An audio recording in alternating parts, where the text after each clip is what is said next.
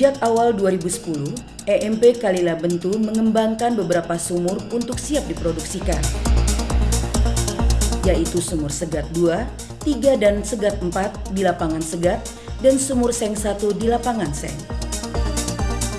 Jauh sebelum itu, tepatnya sejak Mei 2007, EMP Kalila Korinci Baru telah mengalirkan gas dari 5 sumur produksi di 2 lapangan gas, yaitu Sumur Baru 2A, 4, 5, dan Baru 6 di lapangan Baru, dan West Baru dan Sumur Korinci 1A di lapangan Korinci.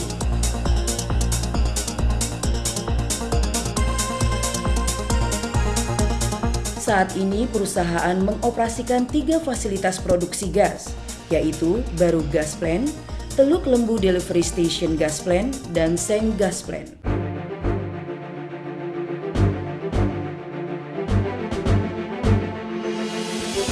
Bagaimana proses pengelolaan gas di Seng Gas Plant yang dilakukan oleh perusahaan yang berlokasi di Kabupaten Pelalawan di wilayah Provinsi Riau itu? Perusahaan mensuplai gas ke RAPP dari 3 sumur produksi, yaitu Sumur Segat 2, 3, dan 4. Gas dari lapangan Seng dan Segat berasal dari biogenik gas sehingga tidak ada komponen minyak bumi. Gas dari ketiga sumur Segat dialirkan ke fasilitas produksi SGP melalui pipa 12 inci sepanjang hampir 15 km. Untuk menjaga kelancaran aliran gas di dalam pipa dan menghindari kerusakan internal pipa, dilakukan kegiatan pembersihan bagian dalam pipa secara berkala dengan menggunakan alat pembersih pipa yang dinamakan PIC. PIC diluncurkan dari PIC launcher yang letaknya pada bagian hulu pipa gas di lokasi manifold 1 ke PIC receiver di SGP. Komponen utama pada fasilitas produksi SGP adalah gas separator. Alat ini berfungsi memisahkan gas dan air ikutan yang terproduksi. Jika terdapat air ikutan, secara otomatis komponen tertentu dalam gas separator akan memisahkan air dan mengalirkannya ke fasilitas pengolahan air buangan. Di sini, air yang terproduksi mengalami proses penjernihan khusus, sebelum kemudian dilepas ke lingkungan setelah memenuhi ambang batas yang ditentukan oleh KLH. Gas yang telah dipisahkan dari air kemudian dialirkan melalui custody meter atau alat ukur volume gas yang akan dijual dan selanjutnya dikirim ke pelanggan.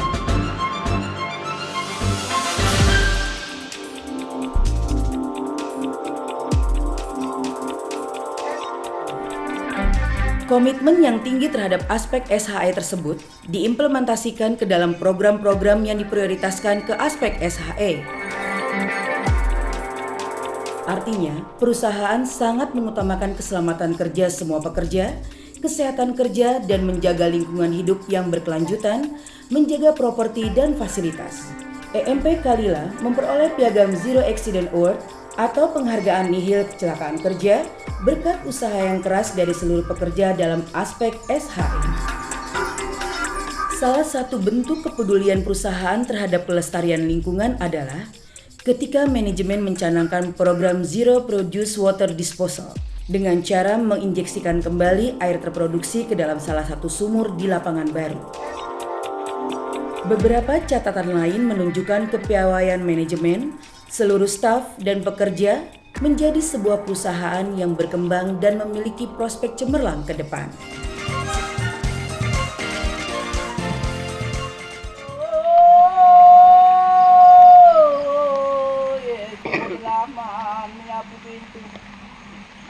Nyampai ucap ajo Sleman menyapu loba penunggu pintu.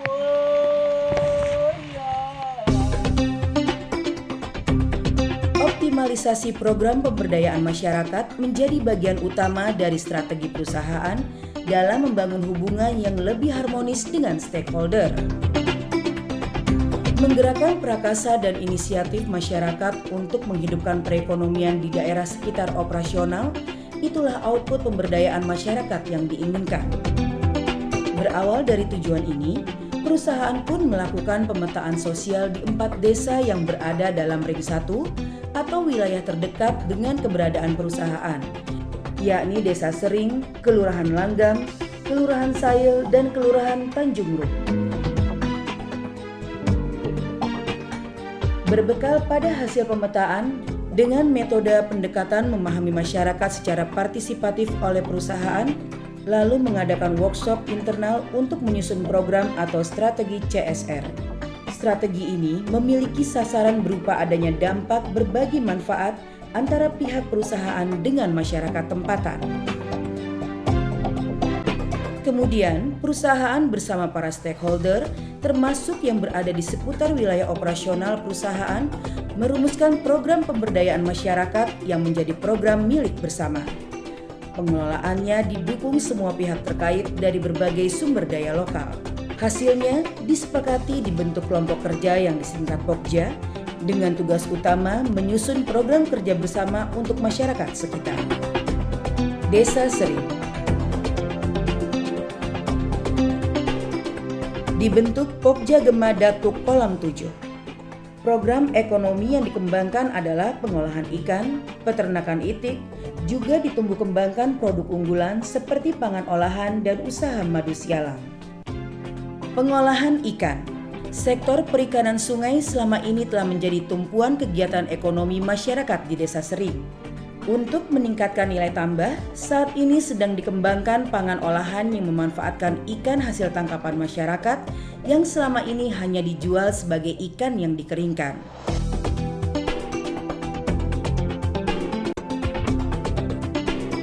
Peternakan itik. Kegiatan ekonomi yang sedang diuji coba untuk dikembangkan di Desa Sering adalah peternakan itik. Adanya peternakan itik ini menjadi nilai tambah karena limbah ikan hasil tangkapan yang selama ini tidak pernah dimanfaatkan dan dibuang percuma, kini menjadi campuran pakan itik. Aneka pangan olahan. Turut dilakukan juga perintisan pembuatan pangan olahan seperti pembuatan dodol khasiat yang merupakan makanan khas masyarakat Kabupaten Pelalawan. Produk ini diharapkan akan menjadi produk buah tangan khas dari Pelalawan.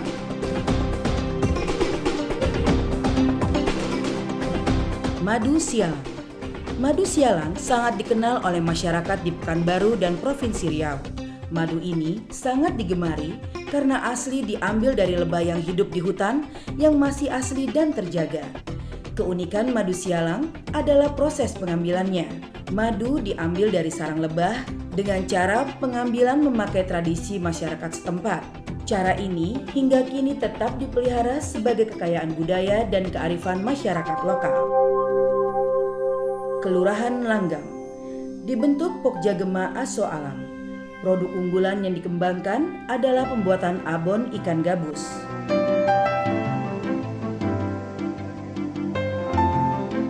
Keahlian membuat abon ikan gabus merupakan keterampilan turun-temurun dan selama ini sudah menjadi tradisi masyarakat di Kelurahan Langgam.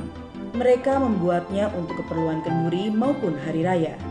Saat ini, kegiatan produksi abon ikan gabus yang bersifat sampingan akan dikembangkan menjadi kegiatan ekonomi yang bersifat komersil, sehingga dapat meningkatkan pendapatan para ibu rumah tangga yang berkegiatan di sektor ini. Kelurahan Sayil. Produk unggulan yang dikembangkan adalah pembuatan gerabah. Sebagai salah satu sentra industri bata merah di Pekanbaru dan sekitarnya, Kelurahan Sayil mempunyai potensi yang cukup besar dalam pengayaan inovasi produk berbahan tanah liat. Belakangan, nilai jual dari produk bata merah sangat rendah, sehingga mempengaruhi pendapatan masyarakat Kelurahan Sayil yang sekitar 70%-nya adalah pengrajin bata merah. Data dari hasil pemetaan sosial ekonomi Kelurahan Sayil tanggal 29 Juli 2009.